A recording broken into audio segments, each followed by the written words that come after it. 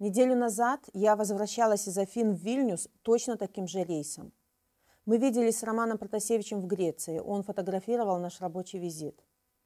И 7 дней спустя режим поднял спецслужбы и истребители и организовал захват целого гражданского самолета ради того, чтобы взять Романа в заложники. Роман – известный белорусский активист, блогер и стипендиат журналистской программы имени Вацлава Гавела.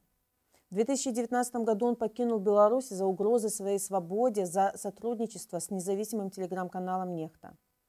Роман – один из тех людей, благодаря которым белорусы узнают правду о происходящем. И за это белорусские силовики возбудили против него несколько уголовных дел, а КГБ Беларуси внес Протасевича в список лиц, причастных к террористической деятельности. И сейчас его жизнь в опасности. Мы уже сообщили в офис РНР и Международную организацию гражданской авиации, потребовав начать расследование по факту произошедшего и принять меры, вплоть до приостановления членства Беларуси в Международной организации гражданской авиации.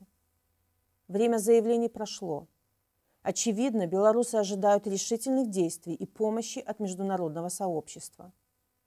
Гибель политзаключенного Витольда Ашурка в тюрьме, уничтожение Тутбай, захват самолета – все это результат безнаказанности, в которой режим разворачивает настоящую внутреннюю оккупацию.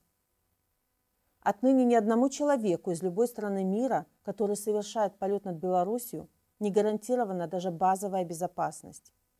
Ведь сегодня Лукашенко лично устроил международный скандал, использовал военную авиацию против мирных граждан Беларуси и стран Европы с целью расправы над одним единственным человеком. Больше никто не застрахован. На месте Романа может оказаться каждый.